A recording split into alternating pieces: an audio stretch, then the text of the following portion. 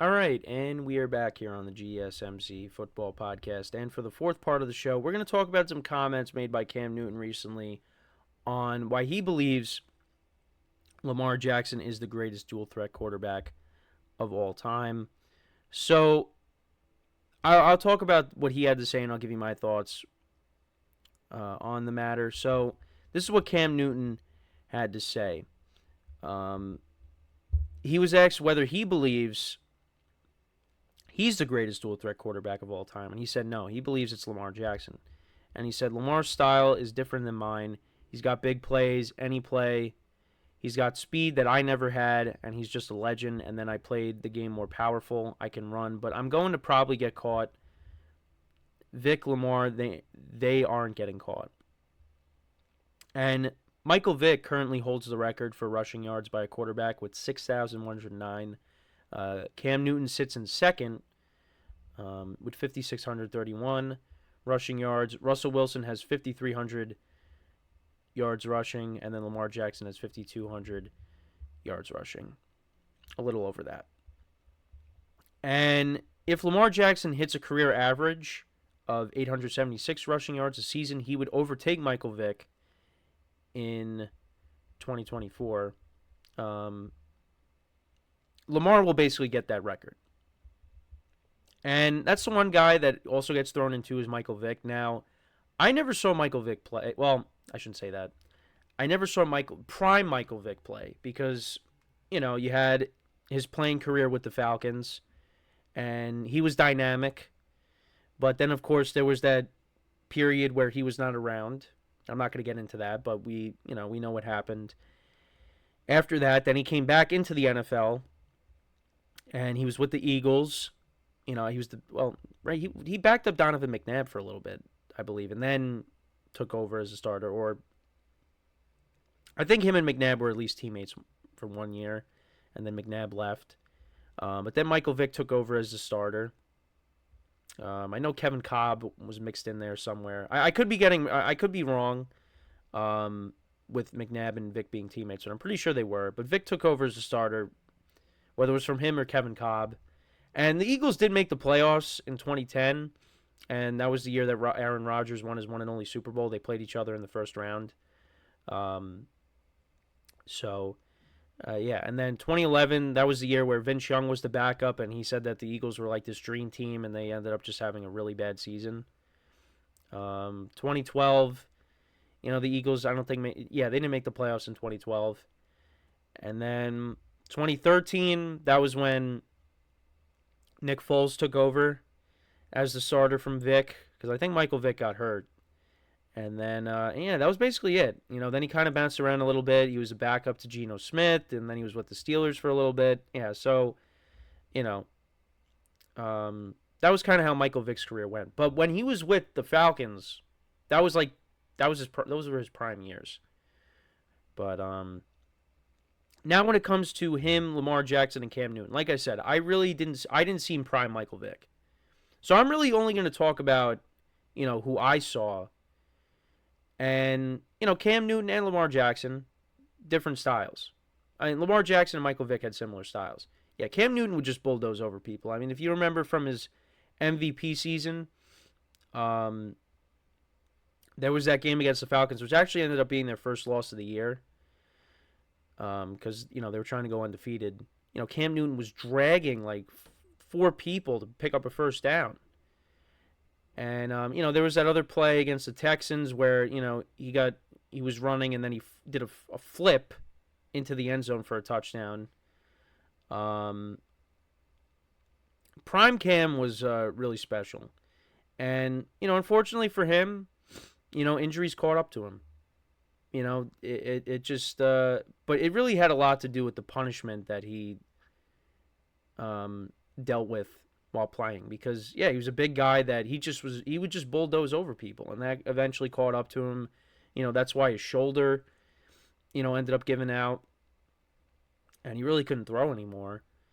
His final year was 2021 when he went back to the Panthers, because if you remember, it started with the Patriots in 2020. Then they drafted Mac Jones, and they ended up cutting Cam Newton, and then he went back to Carolina when the Panthers kind of needed another quarterback.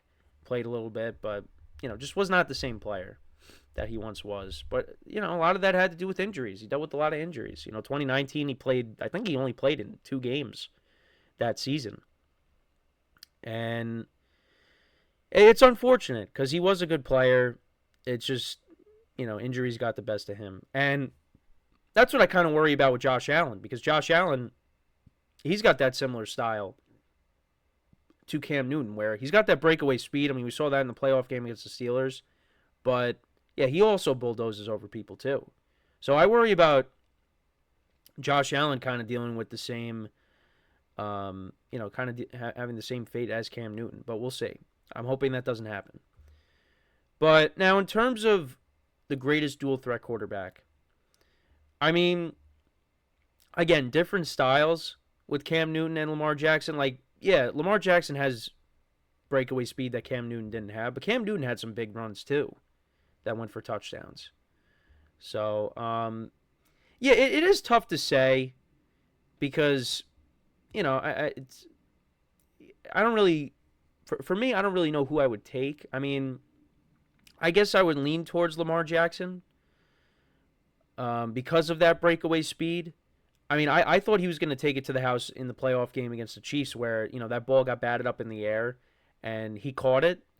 He caught his own pass, and I thought he was going to take that to the house if he didn't get tackled from behind. And then also earlier in the game on that 4th down play, I thought he was going to take that one to the house too. So, yeah, I mean, Lamar Jackson has had some big runs. I mean, also, I was watching because the NFL YouTube channel has been posting, highlight reels. They posted one. It was like an hour of AFC North highlights from like 2016 to this year, and of course, Lamar Jackson, has some highlight plays in there. Of course, there was when Kevin Harlan called him Houdini, that play, that rushing touchdown against the Bengals. That was impressive. The spin move that he had in that run. So, yeah, maybe I'd lean towards Lamar Jackson. But different styles. Cam Newton bulldozed over people. Like I said, I brought up the play against Atlanta in the regular season when they went 15-1, where he's just dragging people for that first down. Yeah, it's I don't think you're wrong with whoever you decide, whether you think it's Cam Newton or whether you think it's Lamar Jackson. Cam Newton's career got cut short because, again, injuries. And you're hoping that Lamar Jackson, that doesn't happen to him either, because he has dealt with injuries. Last year he stayed relatively healthy, which was great to see. The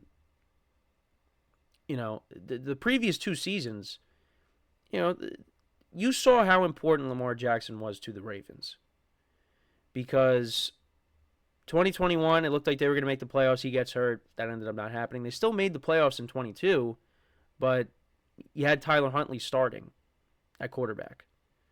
And the Ravens could have won that game but against the Bengals, but that didn't happen. And then what happens when Lamar Jackson's healthy? This team makes it to the AFC Championship game, and they're the number 1 seed in the conference. So it goes to show you how important he is to that team.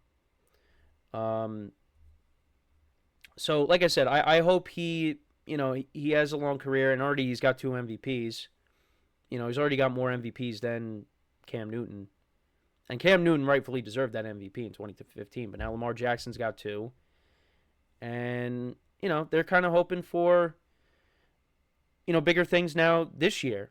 They're hoping that they can get to that Super Bowl, because that's what Lamar wants. He wants that. But are they going to be able to do that is the question. And Cam Newton, when he went to the Super Bowl, I mean, that Denver defense was special that year. No-fly zone. They were unbelievable that year, and they were unbelievable in that game. They made that Panthers offense look small. And Cam Newton was throwing to guys like Philly Brown and Ted Ginn Jr. I mean, they really didn't have... You had Greg Olsen, who had a really good year. But, those receivers did not scare you. But Cam Newton made them look really good. Um, and they got to the Super Bowl with those receivers. Because if you remember, Kelvin Benjamin, he was there. Um, he missed that whole year because I think he tore his ACL. I forget what the injury was specifically, but yeah, 2014 he had a good rookie season. He was their number one receiver. He gets hurt, so they didn't even have him. But yeah, that offense with Cam Newton was special in 2015. I forget who else. Oh, Devin Funchess. Jonathan Stewart running the football. I mean, I forgot about these guys, um, and then they were also backed up by a good defense as well. But yeah, they just ran into a really good Denver team, or well, at least a really good Denver defense, an historical Denver defense, because the offense was not good. The Broncos, I mean, I'm assuming they had the best scoring defense that year because they were getting pick sixes like crazy. I mean, and they had a touchdown in the Super Bowl that made a big difference.